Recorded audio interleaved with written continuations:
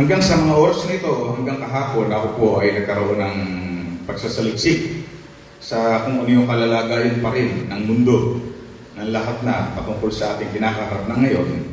Ang isa sa pangunahin pa rin na pinagtutuunan ng lahat ng bansa, ng lahat ng pamahalaan sa mundo, ay yung kung paano mapaglalabanan pa rin itong ating kinakaharap na pandemya o yung tinatawag na COVID-19. At sangayon sa pahayag ng ibang mga eksperto, mukhang matatagalan pa yung ating pakikipaglaban, mukhang malayo pa yung ating tatakbuhin upang harapin ang problemang ito. Sangayon po sa report ng World Health Organization patungkol sa kung ano yung kalalagayan pang mundo, yung worldwide na situation ng COVID-19 as of last night, nasa mahigit 144 million cases na sa buong mundo ang naapektuhan, yung tinatawag na yung nagkaroon ng confirmed na case ng COVID. Out of 144 million cases, meron po na mahigit na 3 milyon ang nagkaroon ng hindi magandang karanasan na sila nga po ay nagkaroon ng kamatayan. Ito po yung negative na hindi magandang nangyari doon. 3 million deaths sa buong mundo. Ang isa naman positibo na maganda nangyari ay sa buong mundo, nasa 217 million na mahigit yung vaccinated. Ibig sabihin, kaya good news kasi yung alam naman natin na yung vaccine, yan yung panlaban ng mundo doon sa ating kinakaharap na COVID-19. Dito po sa church, sa iglesia, sa kabuuan, sa Church of God, para at least yung ating mga kapatid sa iba't ibang lugar ay magkaroon din ng pagkaalam patungkol sa kung ano ba yung kalalagayan ng iglesia, patungkol sa pakikisa, sa paglaban, sa pagharap dito sa COVID-19. Meron tayo na sa church na mahigit na 20 na nababakunahan ng bakuna na ito ay panlaban sa COVID-19 na yan. At out of that 20 na mahigit, meron po na 5 pastor na ang nababakunahan. Ang inyong lingkod, si Pastor June, Pastor Norman, Pastor Leo, Pastor Dan. Kaya kami po ay kabahagi dun sa tinatawag na pakikisa kung paano tayo ay magiging seryosong haharap sa paglaban dito sa COVID-19. Bagaman bilang tao, lahat man po tayo ay nakakaranas talaga ng tinatawag na pag-alala. Di po ba? Kaya nga po tayo ay nakikisa sa paglaban dahil dun sa alalahanin na baka tayo ay magkasakit. Di po ba? Na baka tayo ay maapektuhan at magkaroon ng hindi magandang dulot, hindi lamang sa atin, kundi maging sa ating mga mahal sa buhay. Di po ba? Kasi minsan nagkakaroon tayo ng kaisipan na para bagang, okay naman ako. Diba? Tingin ko naman, ako naman ay hindi tatablan yan. Kaya lamang walang problema doon. Kaya lamang siyempre, meron tayong mga mahal sa buhay. Na maaaring hindi kasing lakas natin. Na maaaring hindi kasing tatag ng ating loob. Na dahil sa atin, pwedeng sila ay magkaroon ng pagkahawa. Kaya hindi nawawala yung tinatawag na pag-aalala. Yung tinatawag na pagkakaroon ng takot. Pero siyempre, kung ang pagbabasihan natin ay ang salita ng Diyos, pagaman tayo nakakaranas ng misang pag-aalala, nakakaranas tayo ng misang pagkatakot, pero hindi dapat manatili sa atin yan. Yang takot na yan, yang pag-alala na yan. Kasi bakit? Kasi mayroong pananampalataya na dapat siyang manatili sa buhay ng bawat isa sa atin. Sabi ni Apostol Pablo sa kanyang sulat kay Timoteo sa ikalawang aklat, 4:7 na sabi rito, I have fought the good fight. I have finished the race. I have kept the faith. Ang sabi ni Apostol Pablo sa Tagalog, pinagbuti ko ang aking pakikipaglaban. Natapos ko na ang dapat kong takbuhin at nanatili akong tapat sa pananampalataya. Ang mensahe po ngayong umaga ay patungkol to sa ating patuloy na pakikipaglaban. Ang ating pong buhay, mga kapatid, tayo man ay Kristiyano o hindi, ang buhay natin ay punong-puno ng pakikipaglaban. Yan po ang realidad, pakikipaglaban doon sa lahat ng sitwasyon ng ating buhay, pakikipaglaban sa mga pagsubok na dumarating sa ating buhay, pakikipaglaban sa ating sarili, na minsan Kahit na sa tingin natin ito'y makasasama sa atin, kinakailangan gapiin natin ang ating sariling gusto para hindi ito mangyari sa atin. Ang buhay natin ay punong-puno ng pakikipaglaban, lalo tigit bilang Kristiyano. Kinakailangan tayong patuloy na lumaban para tayo ay maging mga matagumpay na Kristiyano. Gusto po ba nating magkaroon ng pagtatagumpay sa ating buhay? Gusto po ba nating magkaroon ng malalaking pagtatagumpay sa ating buhay? Kung gusto nating maging matagumpay tayo sa ating buhay, kinakailangan magpatuloy tayong lumaban. Kung gusto mong maging victorious ka, kapatid, huwag kang titigil. Hindi ang COVID-19 ang magpapatigil sa atin. Hindi ang COVID-19 ang magkakaroon sa atin ng epekto para tayo maging paralisado. Diba? Kailangan maging matagumpay tayo bilang Kristiyano. Ito yung hinasabi ng Biblia. Tayo nga ay higit pa sa mga mapagtagumpay. Pero siyempre, para mangyari sa atin yan, yung tinatawag ng pagiging mapagtagumpay, manatili tayo sa labanan. Magtagumpay tayo. At ang isa sa sinasabi natin, kung gusto mo, kapatid, na makaranas ng matindi, malaking pagtatagumpay, kinakailangan kang humarap sa malaki at matinding pagsubok. Hindi ka po pwedeng sasali sa isang labanan na labanang simpleng-simple lang bago gusto mo ng malaking premyo. Hindi. Kung gusto mo na magkaroon ng malaking premyo, pupunta ka sa labanang napakalalaki. Ganyan din ang buhay Kristiyano. Ang buhay natin sa mundo, sabi nga, puno ng pakipaglaban. Dalawang bagay. Maraming tao, yan ang marami sa mundo, nakikipaglaban para sa buhay na ito. Para huwag magkasakit, para humaba ang buhay, para guminhaw ang buhay. Diba? Yan yung marami na ginagawang pakikipaglaban ng tao na ang pakinabang ay para lamang dito sa mundo, hanggang dito lang sa mundong ibabaw.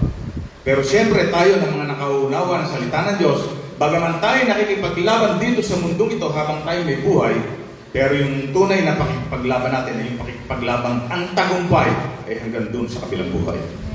Ang sabi ni Apostol Pablo sa 1 Corinto 9:25, lahat ng manlalarong nagsasanay ay may disiplina sa lahat ng bagay upang magkamit ng isang gantimpalang panandilian lamang. Ito yung pangmundo. Diba? Ito yung sinasabi ni Apostol Pablo na pangmundo. Ang sabi rito, lahat ng manlalarong nagsasanay ay may disiplina sa lahat ng bagay upang magkamit ng isang gantimpalang panandalian lamang. Ngunit, ang gantimpalang hinahangad natin ay panghabang panahon. Kaya yun yung dalawang bagay na sa umagang ito binibigay sa atin ng Diyos bilang gabay.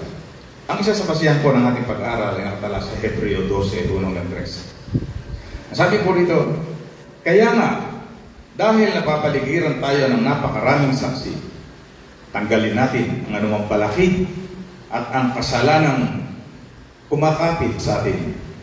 Buong tiyaga tayong tumakbo sa takbuhing nasa ating harapan. Ituon natin ang ating paningin kay Jesus. Sa Kanya nakasalalay ang ating pananampalataya mula simula hanggang katapusan. Dahil sa kagalakan naghihintay sa Kanya, hindi niya inalintana ang kahihiyan ng pagkamatay sa krus, na siya may nakaupo sa kanan ng trono ng Diyos.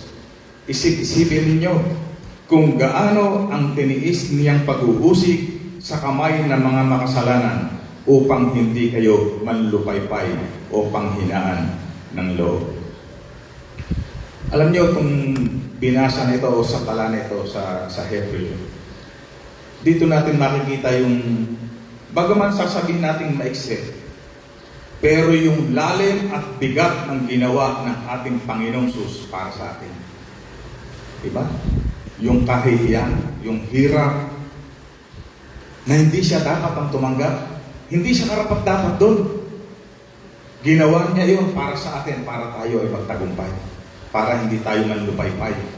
Kaya sa sinabi natin sa patungkol sa sinabi ng Apostol Pablo, na tayo ay magpatuloy sa takbuhin, ito ay upang hindi mawala ng kabuluhan yung paghihirap na ginawa ng ating Panginoon Jesus.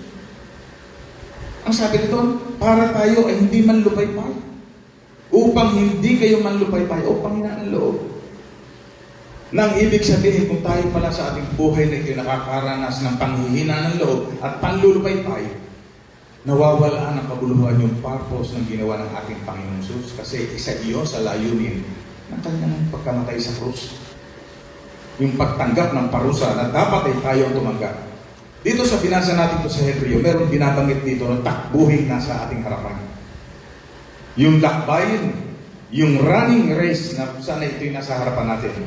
Alam niyo po, kapag tayo sasali sa isang takbuhin o doon sa isang tinatawag na labanan o isang kompetensya, ang unang-unang dapat na gawin natin ay alamin natin kung ano ba yung takbuhin na yan. Diba? Kasi halimbawa yung race, kasi merong 1 kilometer race, may 3 kilometer, may 10 kilometer race, di ba? So on and so forth. Eh kung sasali ka, ang kaya mo lang na talaga ay yung 10 kilometer na race, eh nasalihan mo pala yung 50, di ba? Kaya mahalaga, unawain natin, ano ba yung race na ating pinasok? At matapos natin malaman kung ano yung race, doon babasa yung ating preparasyon. Kung ang ating race na tatakbuhin ay napakalayo, matindi ang ating gagawing paghahanda. Hindi pwedeng petik-petik lang. Maghahanda tayo. At matapos nating makapaghanda, matapos nating malaman yung race, matapos tayong makapaghanda para sa race na yon, ano ang kinakailangan nating gawin? Kailangan sumali tayo sa race. Eh alam mo nga yung race, alam mo yung labanan, naghanda ka, tapos nung oras na ng competition, di ka naman sumali. Wala na yan. Di ba? You have to join. At kapag ikaw ay naka-join na, sumali ka na, nandiyan ka na, nakaupo ka na, sa takbuhin, alam naman natin mga kapatid, bagaman napakahalaga ng panimula, pero mas napakahalaga yung pagtatapos. Hindi po pwede ng ganda ng ating panimula. Pero nasa kalagitnaan ng lupaypay na wala hanggang hindi na nakarating doon sa tinatawag na finish line. Ulitin ko para tumanim sa ating puso at isipan. Lahat tayo humaharap sa takbuhin. Lahat tayo humaharap sa pang-araw-araw na labanan ng buhay. Hindi kinakailangan napakaganda o kailangan din na napakaganda ng panimula, pero dapat manatili na maganda yan hanggang doon sa dulo. Kaya pa yung Apostol Pablo, ulitin ko, sabihin sa binasa natin sa 1 Corinto 9:24, we are to run to receive the prize. Hindi naman tayo sumali sa takbuhin, hindi naman tayo sa atin pumasok sa buhay Kristiyano, lakbayan, na wala tayong ina-expect na premyo. Bakit tayo tumanggap kay Kristo? Bakit tayo nagtitiis? Bakit tayo nabubuhay sa pananampalataya? Kasi meron prize. Naniniwala ba kayo na meron tayong tatanggapin? Naniniwala ba kayo na meron tayong premyo mula sa Diyos? Meron. Kasi kung wala rin lamang buhay na walang hanggan na ibibigay sa atin bilang gantimpala ng ating paglilingkod sa Diyos, bilang pagtanggap at pananampalataya kay Kristo, walang kabuluhan ang ating ginagawa. Mayroong buhay na walang hanggan. Na ito'y nakita doon sa ginawa ng ating Panginoong Jesus. Ang sabi ni Apostol Pablo sa ikalawang aklat kay Timoteo 4:8, kaya naghihintay sa akin ang koronong gantimpala para sa mga namuhay ayon sa kalooban ng Diyos. Sa araw na iyon, ang Panginoon na siyang makatarunong o ang siyang magpuputong sa akin ng korona, hindi lamang sa akin, kundi sa lahat ng nananatig sa kanyang pagbabalik. Ngayon, babalikan natin yung ating mga sarili, mga kapatid. Gaano kasigla ba yung ating ginawang pagpasok doon sa takbuhin ng buhay natin bilang Kristiyano? Di ba na maalala natin yung buhay natin eh? Katunayan, hindi lang yung buhay natin eh. Minsan may maaalala tayong mga kapatid kung paano sila'y naging mga Kristiyano. Yung bang halimbawa, tayo pa yung naging instrumento ng Diyos para sila'y makatanggap sa ating Panginoon bilang Panginoon tagapagligtas nila. Di ba nakita natin yung buhay nila? Di ba nakita natin yung sigla ng kanilang paglilingkod? Di ba? Marami tayong nakitang ganyan. Kaya lang ang nakalulungkot, napakarami talaga ang hindi tumagal sa karayaraan ng buhay Kristiyano. Marami ang tumigil. At ang isa sa nakalulungkot, mga kapatid, Ito yung pandaraya ni Satanas, ang isa sa nakalulungkot. Yung bang inilalagay sa isipan ng isang tao,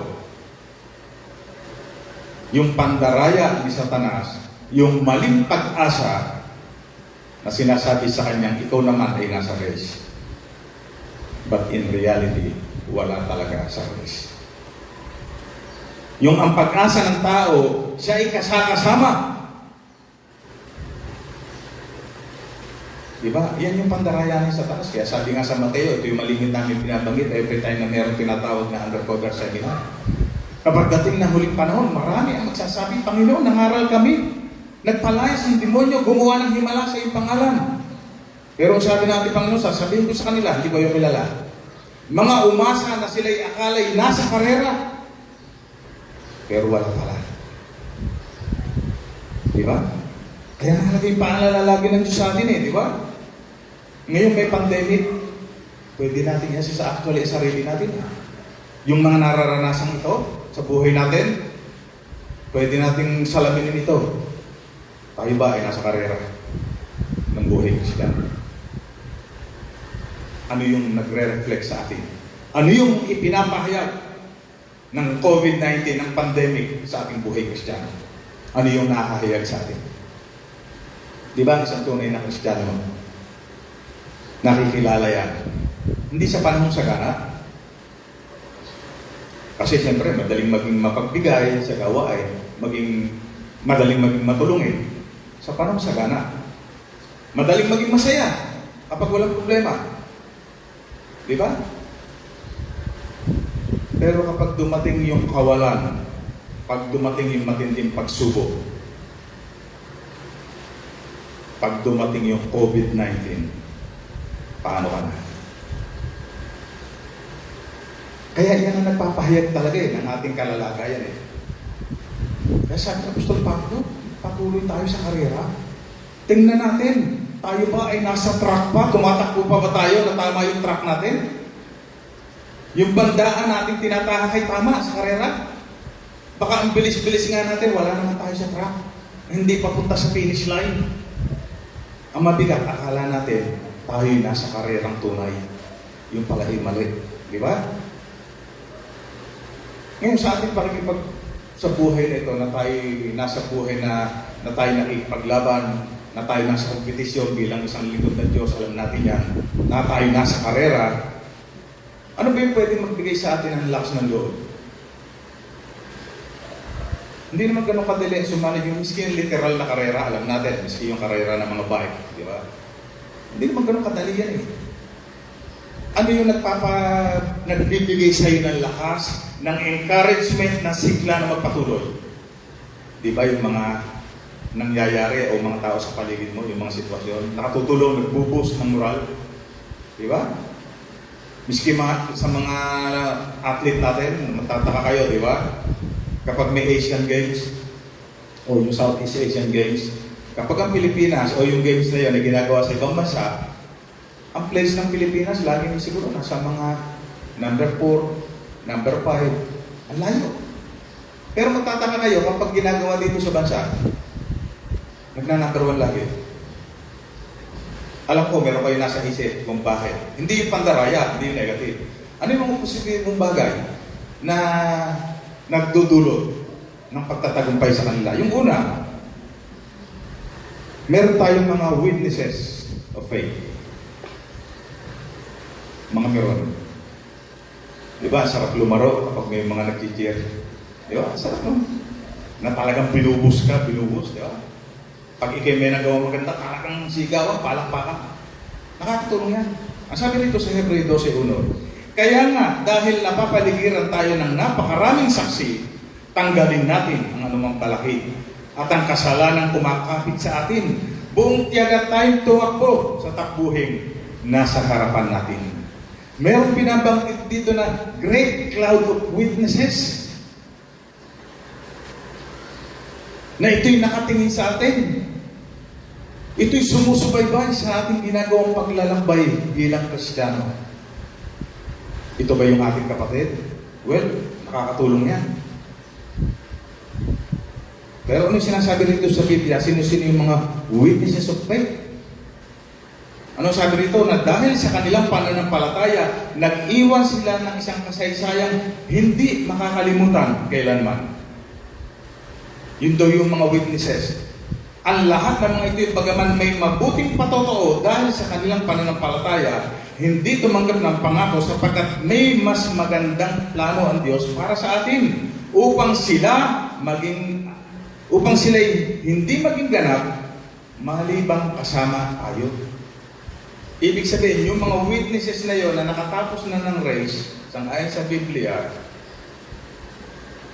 ito yung makakasama natin pagdating ng panahon na sila'y mga naging matagumpay din. Sino yung mga sinasabi na yun? Na by faith ay nagpatuloy na sa kabila ng napakabigat ng pinagdaanan, by faith nagtagumpay. Sa kabila na napakahirap ng dapat gawin sa buhay Kristiyano, ginawa pa rin at nagtagumpay. Bunga ng pananampalataya. Alam natin yung sinasabi sa Hebreo 11. Pag binasa niyo, naroon lahat ng mga pangalan. Sina Enoch, sina Abel, sina Noah, sina Abraham. Ito yung mga inutusan ng Diyos. May mga kinaharap ito.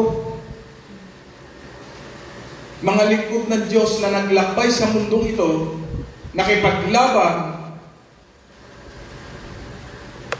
at naging mga matagumpay.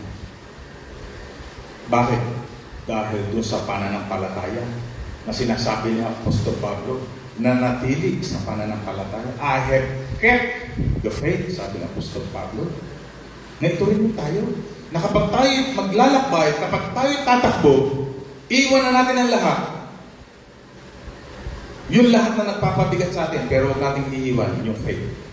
Dapat dala-dala natin yan. Hawak-hawak natin yan. Kasi marami tayong kakaharapin sa dulo o doon sa pananalakbay. Hindi naging madali ang paglalakbay ni Abraham. Alam natin lahat yan. Hindi naging madali ang paglalakbay ni Moses.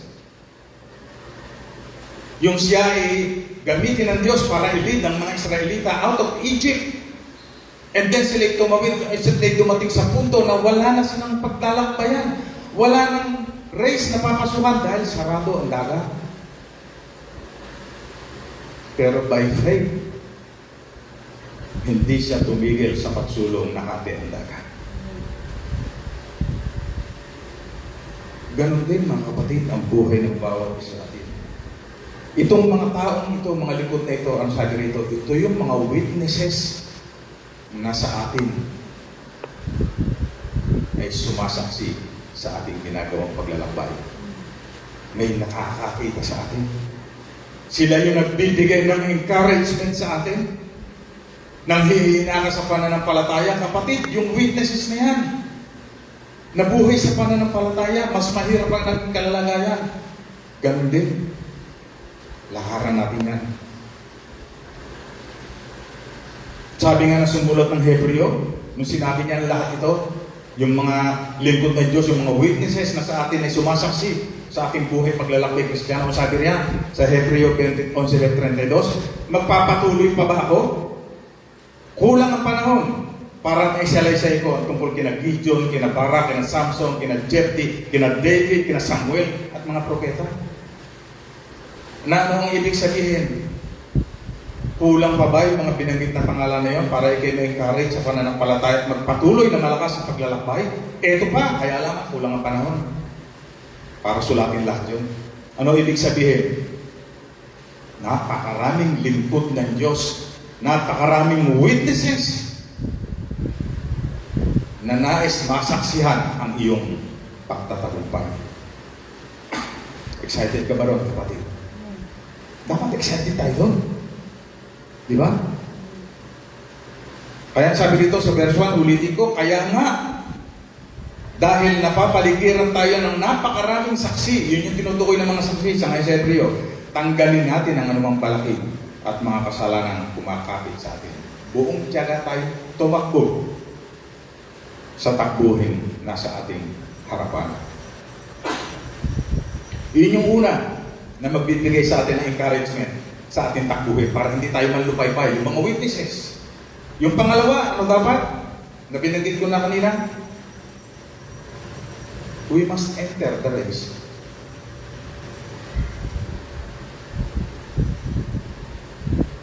Hindi pwedeng tayo kabilang sa mga witnesses. Dapat tayo ay nasa race.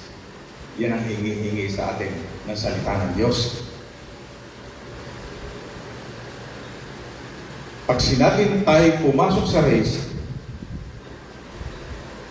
dapat ramdam natin yung race. Madali nating malaman yan eh. Madali mong malaman kapag ikaw ay isang atleta o ikaw ay isang mirror. Alam mo ang ginagawa ng mirror. At alam mo ang ginagawa ng athlete. Nasaan ka ro? Ikaw ba'y nanonood lang? Ikaw ba'y nag-aantay lang sa mangyayari? O ikaw yung mismong talagang tumatakbo at humaharap? Ikaw yung pinapalakpakan? Ikaw yung magkakamit ng premyo? Dapat maliwanag sa atin yun. Kung sino tayo o saan tayo doon.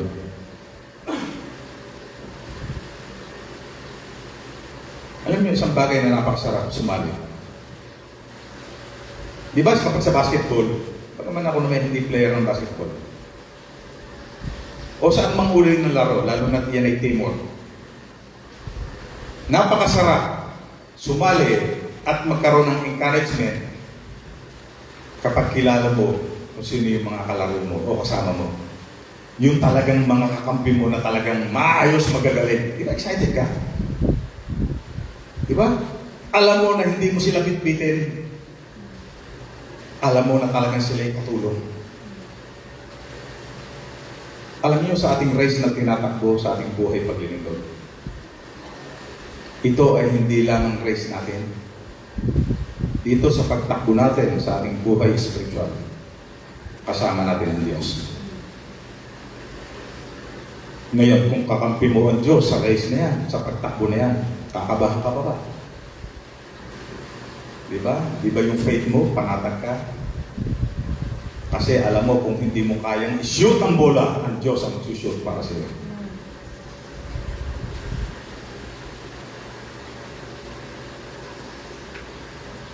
Ang sabi ng Diyos, sinabi niya kina Abraham, kina Moises, sa paglalakbay na kanilang pinarap, anong pangako niya? Sasamahan kita. Hindi kita iiwan. Alam ba natin yung pangako yun sa salita ng Diyos? Yung sasamahan kita saan ka man dumako at hindi kita iiwan. Kaya matutusin pag tinignan natin yung ating buhay paglalakbay, wala nang pinakamasarap na paglalakbay, kundi ito yung paglalakbay ng buhay Kristiyano kasi alam natin kasama natin ang Diyos. At kapag kasama natin ang Diyos, magtiwala tayo. Bagaman meron pa rin mga struggles, meron pa rin mga kakaharapin talaga na mga obstacles. Pero alam natin, makatatawid tayo. Dahil sa Diyos na kung saan ay kasama natin. Pero siyempre, ano sa paalala sa atin? Ni San Mateo, ito'y sinabi ng ating Panginoon Jesus. Napakahalaga na tayo tumakbo kasama ang Diyos. Kasi kung hindi tayo tumatakbong kasama ang Diyos, ano ang sabi ng ating Panginoon Jesus ang tayo kabilang? Sabi sa Mateo 12:30, whoever is not with me is against me. Ano sabi ng ating Panginoon Jesus? Kung sino man ay hindi panid sa akin, laban siya sa akin. Baka nando ka sa ibang team. Yun sabi ng ating Panginoon Jesus.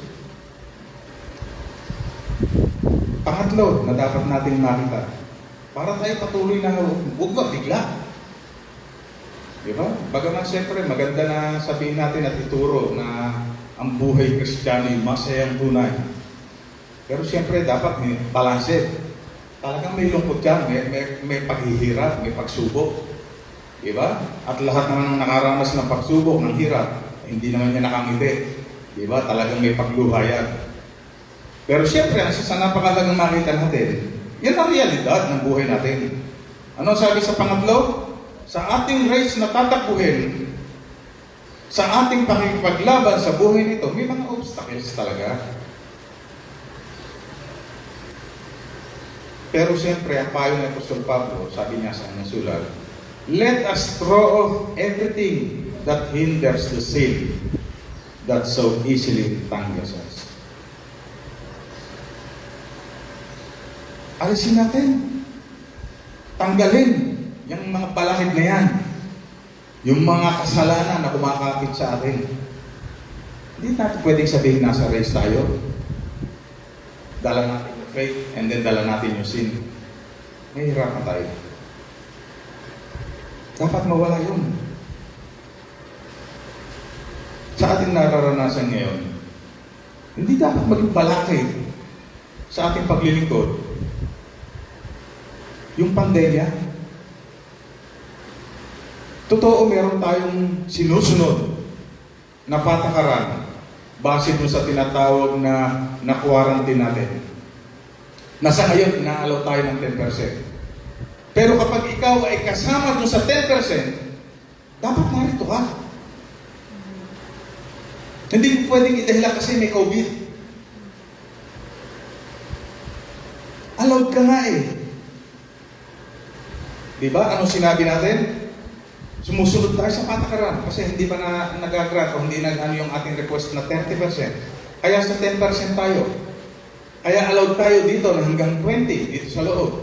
Kaya ang ginawa natin, kung ikaw ay isang opisyal sa iglesia, kabahagi ka sa pwedeng pumunta rito.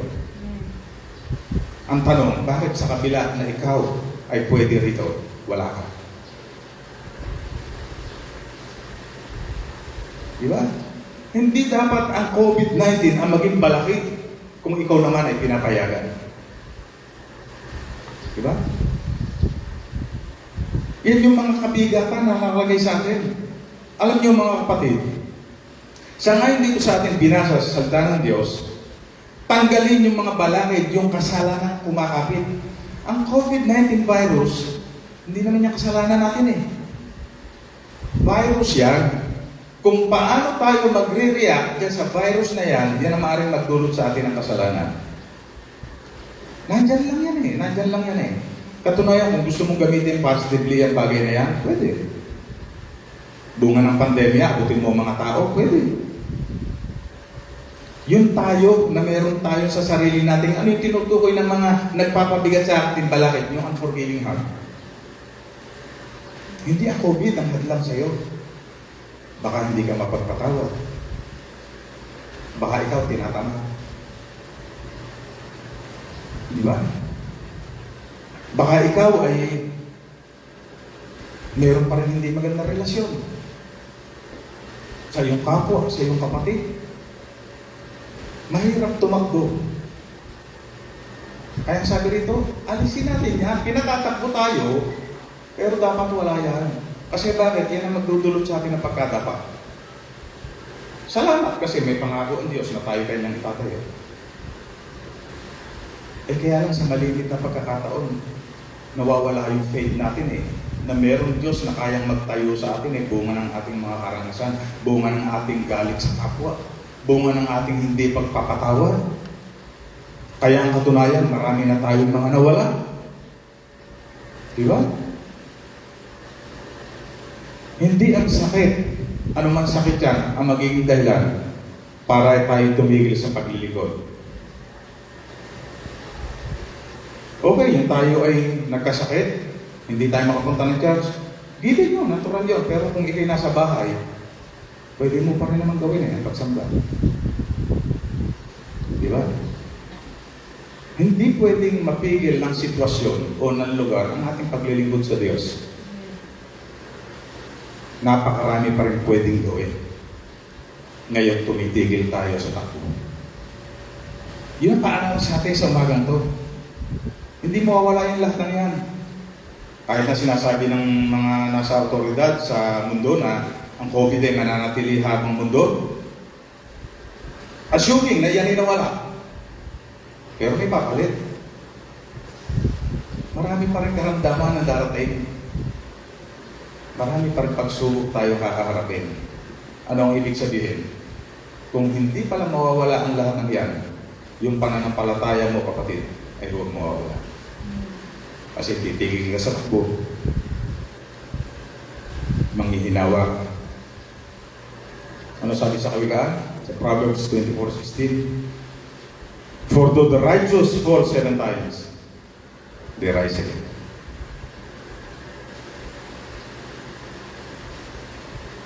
Napakaganda, di ba? Sabi dito, though the righteous fall 7 times, bumagsak man tayo ng 7 beses o higit pa, tatayo tayo. Ano ibig sabihin? Talagang merong mga nariyan, mga stumbling block, pero dapat. Kaya payo sa atin ni Apostol Pablo, run.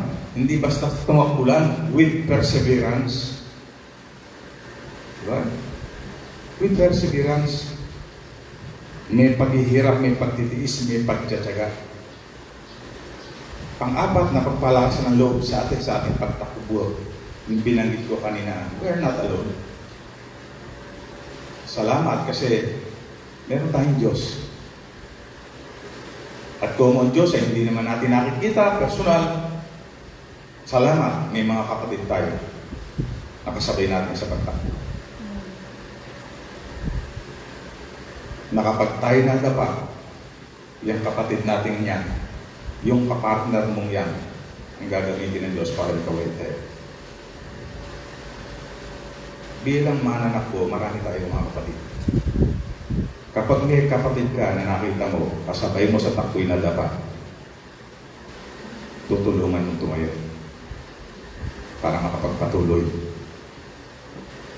Huwag mong tatapakan. Huwag mong iiwanan. Napakahalaga. We are not alone. Given na nakasama natin ang Diyos, pero dapat maramdaman ng bawat isa sa atin na tayo ay magkakasamang tumatakbo. Nadala-dala natin yung ating mga pananampalataya. Kung mayroong kapatid tayo nang hihina sa pananampalataya, yung malakas mong pananampalataya, ang pwede mong i-influensya sa kanya para siya'y tumayo.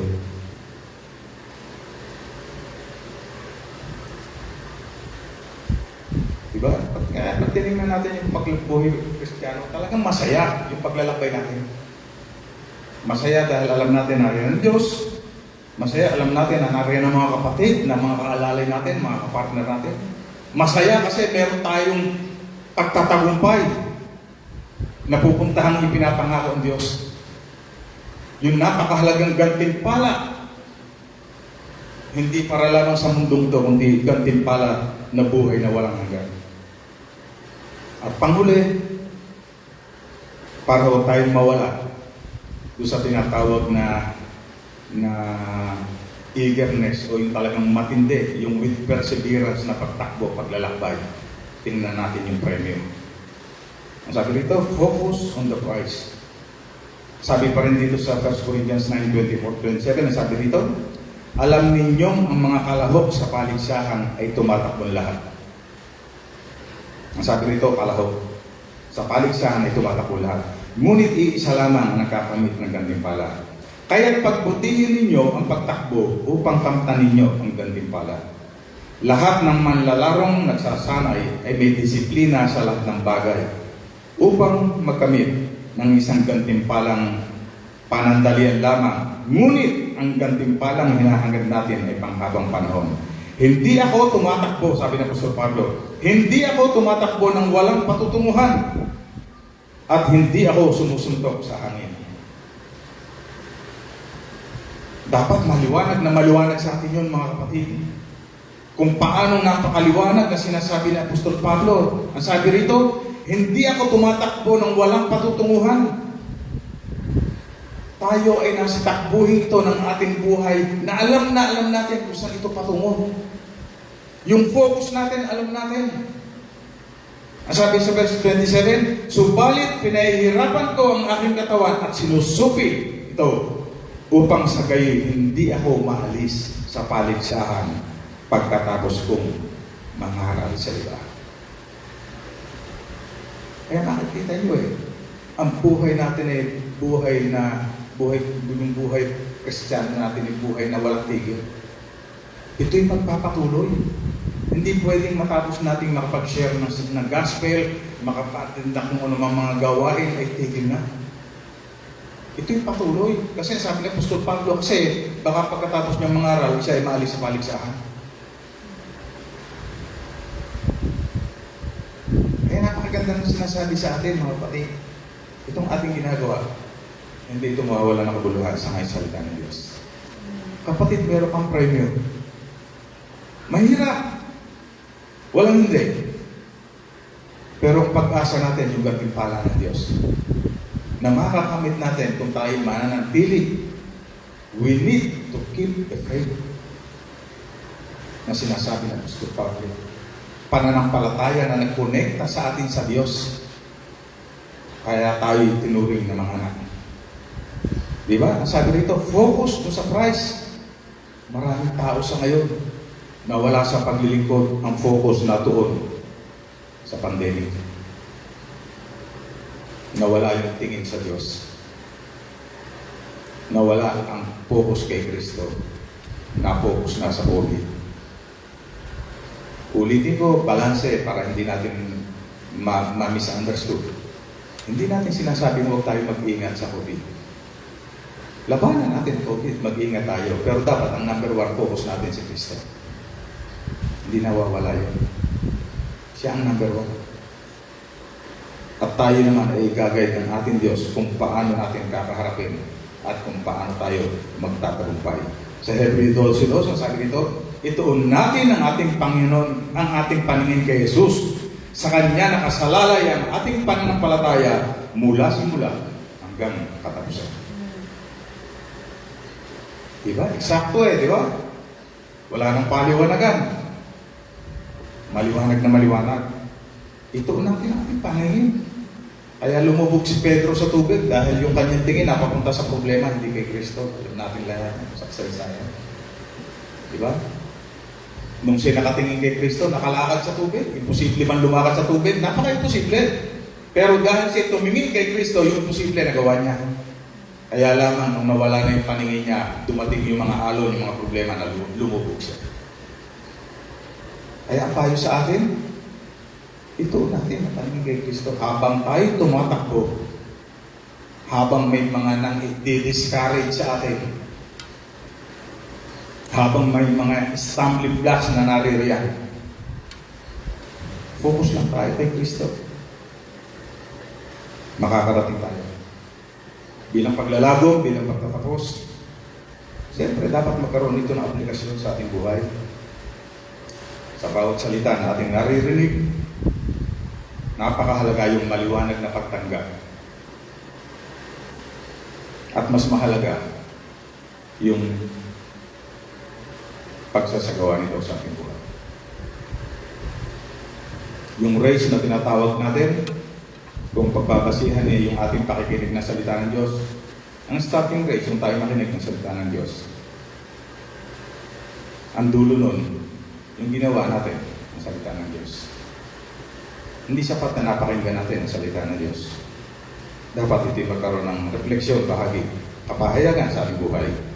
Yung una, we must enter the race to win.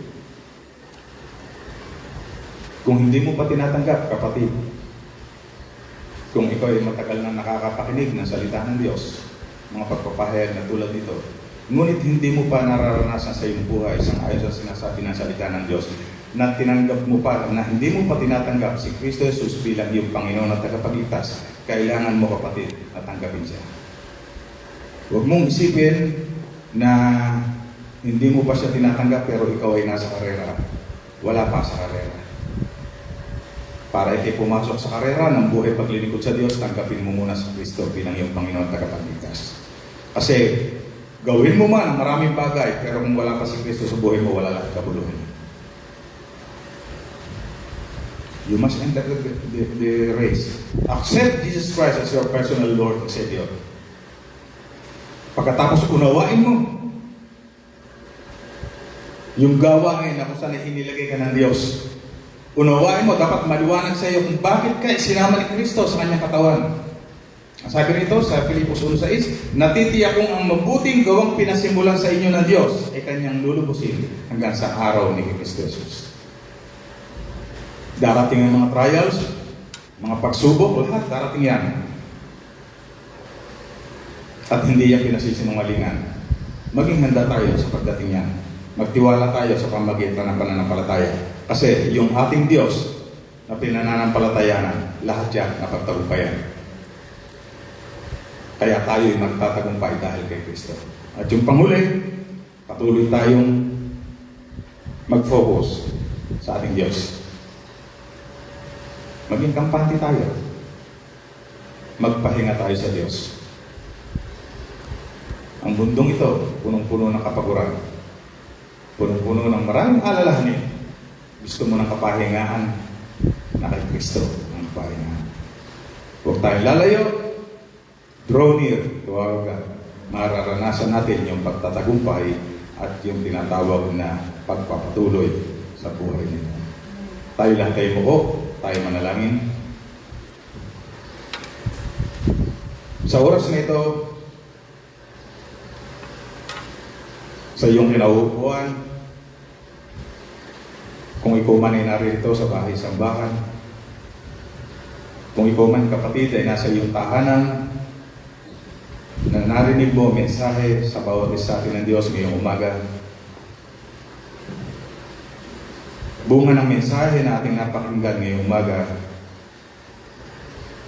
Kung nais mo, kapatid, ikaw man na nasa iyong tahanan na narito sa loob ng bahay-sambahan, ibukas mo ang iyong puso sa Diyos. Alalahanin mo ang ginawa ng ating Panginoon Jesus. Alalahanin mo ang pangakong pagtatagumpay na kanyang inilalaan sa iyo. Alam ko marami kang pagsubok. Maaaring mabigat ang sitwasyon ng iyong buhay ngayon. Yung kalalagayan ng iyong pamilya ang hirap. Maging ang buhay espiritual. Ang sabi ng Diyos, bahagi yan ng mga pagkatawag sa atin. Kapatid, ang pangako ng Diyos kung ikay mananatili sa paglilingkod sa Diyos, kung ikay mananatili sa pananampalataya, anuman yung pagsubok na iyong kinalalagyan ngayon, kaya kang pagtagumpayin ng Diyos. Kaya kanyang alalayan. Kaya kanyang buhatin.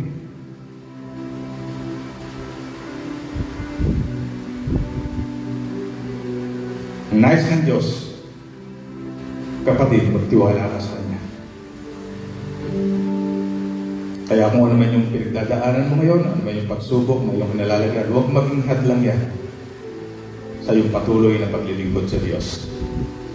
Magpakatatag ka sa pananampalataya na ano man ang mangyari dito sa mundong ito, meron tayong buhay na masaya doon sa kalangitan inilalaan sa atin. Pagpalain kayo, kapatid. Hallelujah. O Diyos, aming naman dakilan mga pangyarihan sa lahat. Maraming salamat po sa bagong ito ng muli. Pinagkalooban mo kami ng pagkakataon na makita, maunawa ang layunin mo sa buhay ng bawat isa. Kami pinili mo, kami iniligtas mo upang kami magkaroon ng gantimpalang buhay na walang hanggan. Na bagaman meron kaming nararanasan sa mundong ito ng mga pagsubok ng aming buhay, ngunit alam namin, O Diyos, gaya na yung pangako, hindi mo kami iiwan, hindi mo kami ipababayaan. Kaya salamat po, Diyos. Kaya gaya nga po ng lingkod ng Apostol Pablo, ang dalangin namin, O Diyos, ang dalangin ng iyong lingkod, ang dalangin ng iyong lingkod para sa mga kapatid, ang buhay na kinabubuhay namin ngayon ay kabuhay namin sa pananampalataya. Salamat po, Diyos, sa takbuhin na ibinigay mo sa amin. Nananampalataya kami na kami ay magiging mapagtagumpay Kaya salamat po Diyos sa iyo ang lahat ng papuri, sa iyo ang lahat ng pagluwalhati at pagsamba sa pangalan po ng aming Panginoong Jesus. Amen. Muli palakpakan natin Diyos.